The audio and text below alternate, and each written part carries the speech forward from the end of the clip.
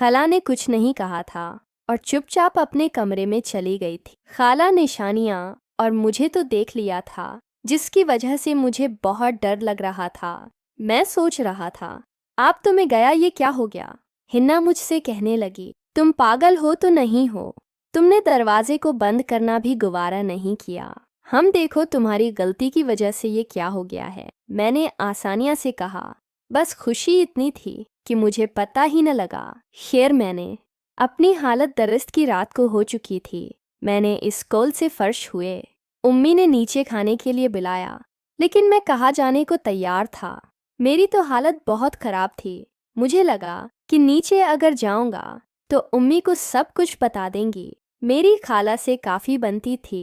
हम दोनों एक दूसरे से बहुत फरी थे, लेकिन आज जो गया था इसकी वजह से तो शायद खाना मुझे कभी माफ़ न करती। रात को हुना का मुझे मैसेज आया, अभी तक अम्मी ने कोई बात नहीं की। मैंने इस्लामिया से कहा कि तुमसे कोई बात तो नहीं की अभी भी तक, तो कहने लगी नहीं, अभी तक मुझे से कोई बात नहीं की। मैंने फिर पूछा कि तुम खाला से मिली हो, तो कहने लगी, हाँ अभी उन्हीं के कमरे से आई हूँ। तो मैंने कहा, वो तुमसे बहुत नाराज़ होगी, तुम्हें बुलाया भी नहीं होगा।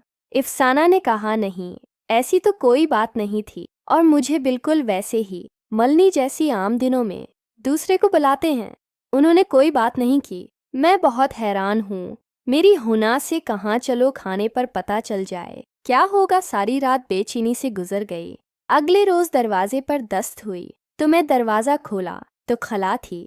कहने लगी, शहजादे अभी तक सो रहे हो, टाइम तो देखो।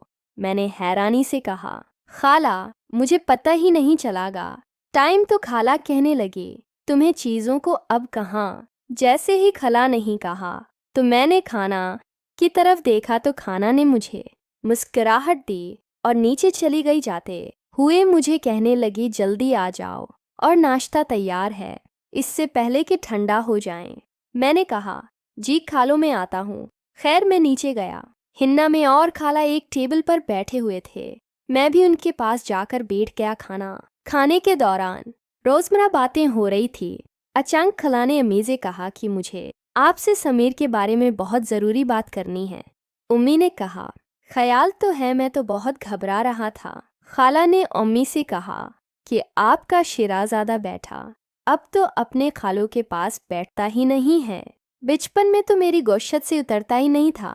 जब से मैं आई हूँ बस अपने कमरे में ही गुस्सा रहता है, तो न जाने वहाँ क्या करता है। उम्मी ने कहा, क्यों भाई समीर, हालांकि किया कह रही हैं। मैंने कहा, इमी से कि खाला ऐसी कोई बात नहीं है, मैं बस थोड़ा सा मसरूफ़ था। दोपहर को अम्मी ने बताया कि मैं सानी के साथ बाजार में कुछ कपड़े लेने जा रही हूँ, तुम खाला का ख्याल रखना।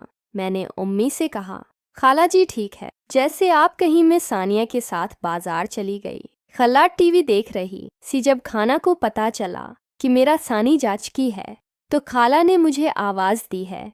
समीर मैंने बात सुनते ही कहा, जी खाला बोलें। तो खाला ने कहने लगी, तुम शर्म नहीं आनी चाहिए, तुम्हें शरीफ समझी थी, लेकिन तुमने तो मेरी बेटी है। एक खाला से कहा कि वो सब कुछ एक हादसा था, आप मुझे माफ़ कर दें, मैं ऐसा नहीं हूँ, आपको भी पता है। मैं चाहता हूँ कि आप मसीही नाराज़ होंगे। खाला ने कहा, चलो ठीक है, इसके बदले तुम्हें मेरी साख्त वो कुछ करना होगा। मैं तो खुद ये चाहती थी और मौके की तलाश में थी, लेकिन तुमने सानी को पहले ही खीर जो भी है, आज के बाद तुम मुझे भी खुश रखोगे और जो काम करना होगा मेरे साथ भी करना होगा। सदू से यह कहानी का नेक्स्ट वार देखने के लिए लाइसेंस